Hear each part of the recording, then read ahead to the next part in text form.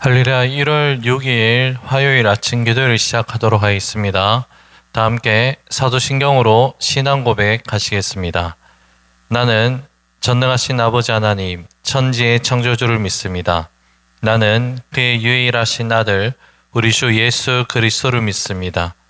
그는 성령으로 잉태되어 동정녀 마리아에게서 나시고 본디오 빌라도에게 고난을 받아 십자가에 못 박혀 죽으시고 장사된 지 사흘 만에 죽은 자 가운데서 다시 살아나셨으며 하늘에 오르시어 전능하신 아버지 하나님 우편에 앉아 계시다가 거기로부터 살아있는 자와 죽은 자를 심판하러 오십니다.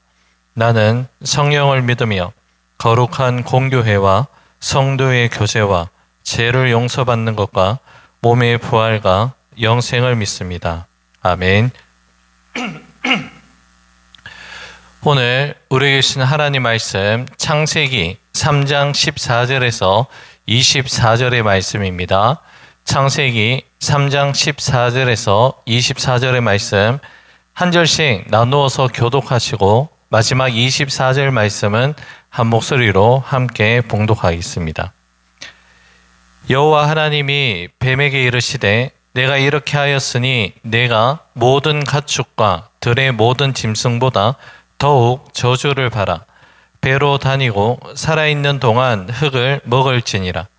내가 너로 여자와 원수가 되게 하고 내 후손도 여자의 후손과 원수가 되게 하리니 여자의 후손은 내 머리를 상하게 할 것이요 너는 그의 발꿈치를 상하게 할 것이니라 하시고 또 여자에게 이르시되 내가 내게 임신하는 고통을 크게 더하리니 내가 수고하고 자식을 낳을 것이며 너는 남편을 원하고 남편은 너를 다스릴 것이니라 하시고 아담에게 이르시되 내가 내 아내의 말을 듣고 내가 내게 먹지 말라 한 나무의 열매를 먹었은즉 땅은 너로 말미암아 저주를 받고 너는 내 평생에 수고하여야 그 소산을 먹으리라. 땅이 내게 가시 덤불과 엉겅퀴를 낼 것이라. 내가 먹을 것은 밭의 채소인즉 내가 흙으로 돌아갈 때까지 얼굴에 땀을 흘려야 먹을 것을 먹으리니 내가 그곳에서 치함을 입었음이라. 너는 흙이니 흙으로 돌아갈 것이니라 하시니라. 아담이 그의 아내의 이름을 하와라 불렀으니 그는 모든 산자의 어머니가 됨이더라. 여호와 하나님이 아담과 그의 아내를 위하여 가죽옷을 지어 입히시니라. 여호와 하나님이 이르시되 보라 이 사람이 선악을 아는 일에 우리 중 하나같이 되었으니 그가 그의 손을 들어 생명나무 열매도 따먹고 영생할까 하노라 하시고 여호와 하나님이 에덴 동산에서 그를 내보내어 그의 근원이 된 땅을 갈게 하시니라. 함께 읽습니다. 이같이 하나님이 그 사람을 쫓아내시고 에덴 동산 동쪽의 그룹들과 두루 도는 불칼을 두어 생명나무의 길을 지키게 하시니라. 아멘. 하나님께서 세우신 창조세계 질서를 무너뜨린 뱀과 또한 뱀의 유혹을 받은 하와 그리고 아담은 공의의 하나님으로부터 심판을 받게 됩니다. 하나님께서 내리신 심판은 먼저 아담과 하와를 유혹하여 넘어뜨린 뱀에 대한 심판이 먼저 이루어집니다. 본문 14절, 15절의 말씀을 제가 다시 읽어드립니다. 여호와 하나님이 뱀에게 이르시되 내가 이렇게 하였으니 내가 모든 가축과 들의 모든 짐승보다 더욱 저주를 받아 배로 다니고 살아있는 동안 흙을 먹을지니라. 내가 너로 여자와 원수가 되게 하고 내 후손도 여자의 후손과 원수가 되게 하리니 여자의 후손은 내 머리를 상하게 할 것이요 너는 그의 발꿈치를 상하게 할 것이니라 하시고 아멘. 앞선 본문의 말씀에서 하나님은 아담과 하와에게 어떠한 이유로 선악과 열매를 따 먹은지에 대해서 질문하십니다. 하지만 지금 뱀, 사단을 향해서는 어떠한 질문도 없이 적극적인 심판과 형벌을 내리십니다. 뱀 사단에게 내려진 저주 가운데 중요한 메시지를 발견하는데요. 그것은 무엇이냐? 바로 최초의 구속사적 언약의 약속이 말씀이 담겨져 있다는 것입니다. 15절의 말씀이죠. 바로 예수 그리스도가 여자의 후손으로 이 땅 가운데 오셔서 모든 사단의 권세, 사단의 머리를 상하게 하신다라는 그러한 말씀입니다. 하나님은 아담과 하와가 타락하여 혼란스러운 가운데 있는 그 시간 속에서도 분명한 구원의 계획을 말씀하고 계십니다. 어제 큐티 본문 말씀이기도 한 창세기 3장 전반부 말씀에서 우리는 죄가 어떻게 시작되었는지를 분명하게 보게 됩니다. 뱀이 아담과 하와를 유혹할 때 사용한 전략은 매우 교묘하였습니다. 그는 하나님의 창조의 목적이 본래 선하다는 그 사실을 정면으로 부인하지 않았지만 그 선한 목적을, 하나님의 창조의 선한 목적을 철저히 악의적으로 왜곡하였습니다. 하나님께서는 선악과를 먹는 날에는 반드시 정령 죽을 것이라고 분명하게 말씀하셨습니다. 그러나 뱀은 너희가 결코 죽지 아니하리라 이렇게 말하면서 하나님의 말씀을 정면으로 부정하였습니다. 더 나아가 하나님 창조 질서에 대해서 비방하면서 하나님 말씀에 대해서 아담과 하와에게 불신을 심어주었습니다. 뱀이 이렇게 이야기합니다. 하와에게 너희가 그것을 먹는 날에는 눈이 밝아져 하나님과 같이 될 것이라고 거짓을 말하며 마치 하나님께서 인간이 하나님처럼 될까봐 두려워하여 금지령을 내리신 것처럼 하나님의 창조의 동기를 철저하게 왜곡하였습니다. 이처럼 사단은 하나님의 선하심을 의심하게 만들고 하나님의 사랑을 통제와 억압으로 바꾸어 보이게 했다는 것이죠. 이 유혹 앞에서 아담과 하와는 하나님의 말씀을 있는 그대로 믿고 순종하지 않았습니다. 그들은 하나님의 말씀에 자신의 생각과 감정을 덧붙여 해석하였고 결국 말씀보다 뱀의 교묘한 말에 넘어갔고 자기 판단을 앞세워서 죄에 이르고 말았습니다. 하나님께서는 아담과 하와를 미혹하여 넘어뜨린 뱀 사단을 곧 먼저 심판하시고 그를 영원한 형벌의 자리로 내치었습니다. 그리고 이어서 이제 하와와 아담을 향한 심판의 말씀을 선포하시는데요. 자, 죄를 짓기 이전에 아담과 하와는 내 뼈 중에 뼈요 살 중에 살이라 고백하였던 친밀한 사랑의 관계였습니다. 그러나 죄로 말미암아서 그 관계는 신뢰에 기초한 관계가 아니라 이제 책임과 의무에 기초한 관계로 변질되고 맙니다. 하와는 어떠한 형벌을 받게 됩니까? 수고와 고통 가운데서 자녀를 낳게 되고 아담의 통치 아래 놓이게 됩니다. 아담은 평생의 수고를 통해서만 땅의 소산을 먹게 되는 것이죠. 본래 인간은 땅을 정복하고 다스리는 존재로 창조되었지만 아담과 하와의 범죄로 인하여 땅은 가시덤불과 엉겅퀴를 내기 시작했다라고 말씀합니다. 그 결과가 어떠합니까? 노동은 더 이상의 기쁨이 아니라 땀과 고통이 수반되는 고달픈 수고가 되고 말았습니다. 이것이 바로 죄가 가져온 현실이며 하나님 말씀을 왜곡하여 듣고 또한 순종하지 않을 때에 인간의 삶에 찾아오는 비극적인 삶의 결과라고 할 수 있습니다.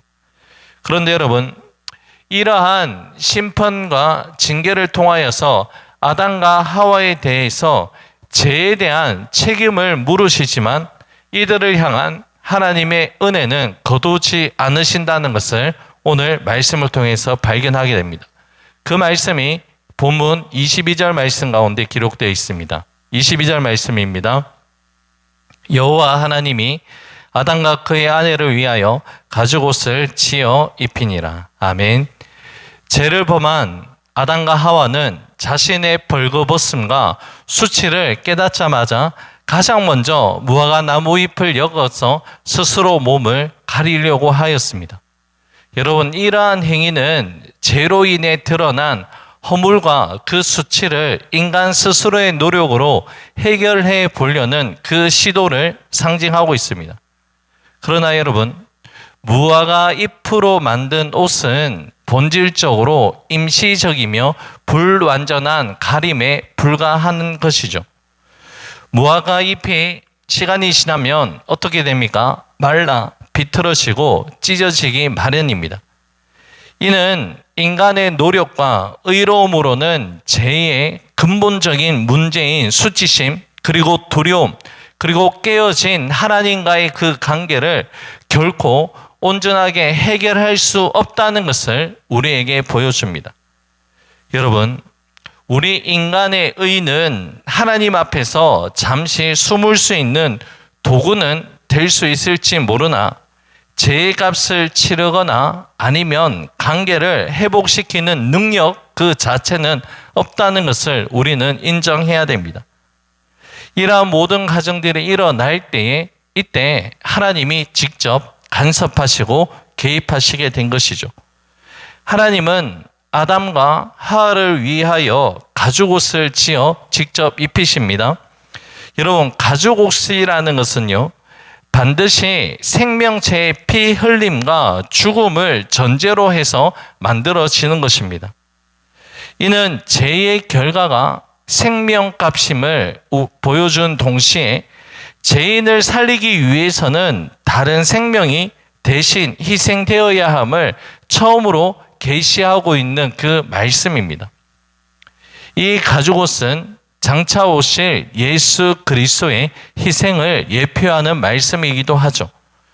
자, 예수님께서는 우리의 수치와 허물을 가리기 위해서 무화과 잎과도 같은 우리 인간의 의가 아니라 십자가에서 자신의 몸을 직접 찢고 피를 흘리심으로 말미암아 참된 의의 옷이 우리에게 되어 주셨습니다.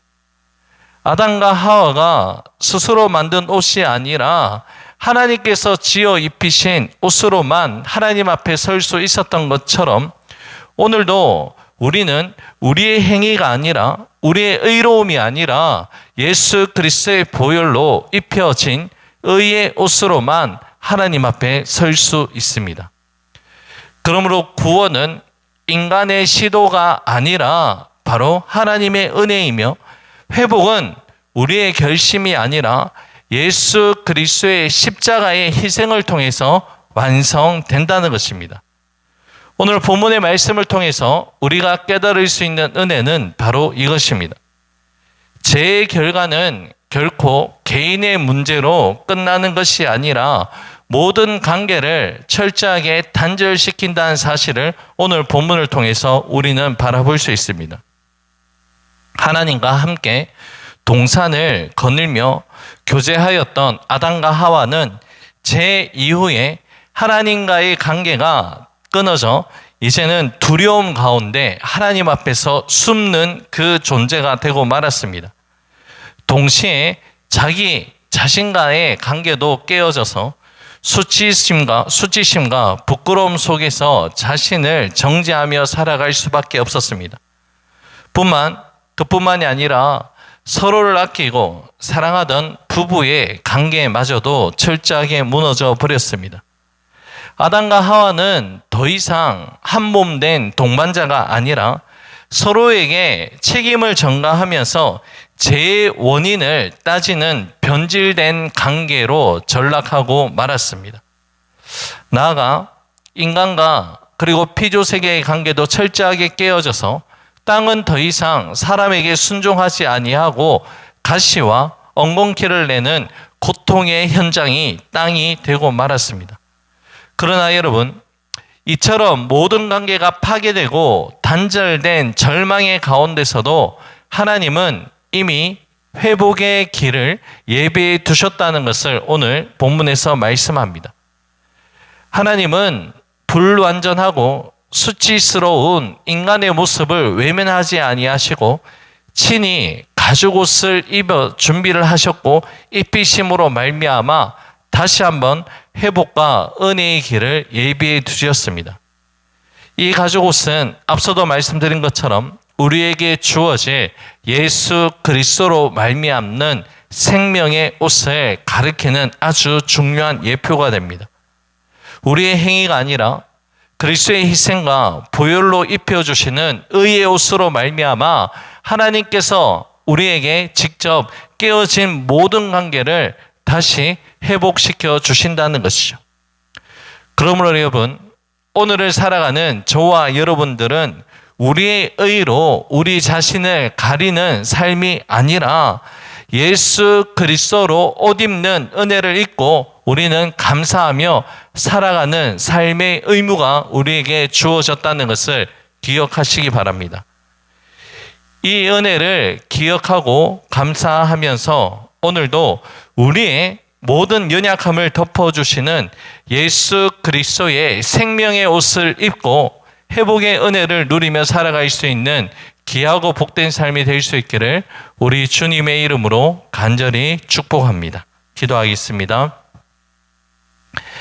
고맙고 감사하신 사랑의 주님, 예수님께서 이 땅 가운데 오셔서 우리의 모든 수치와 허물을 가려주시기 위해서 십자가에서 자신의 몸이 찢기시고 피를 흘리심으로 말미암아 우리에게 참된 의와 생명의 옷을 허락하셨다는 사실을 기억하고 오늘 이 하루도 우리가 헛된 것을 추구하는 것이 아니라 예수 그리스도로 옷 입고 또한 예수님께서 하나님께 순종하셨던 것처럼 우리의 삶을 그렇게 드리며 나갈 수 있는 우리 모두가 될 수 있도록 역사하여 주시옵소서.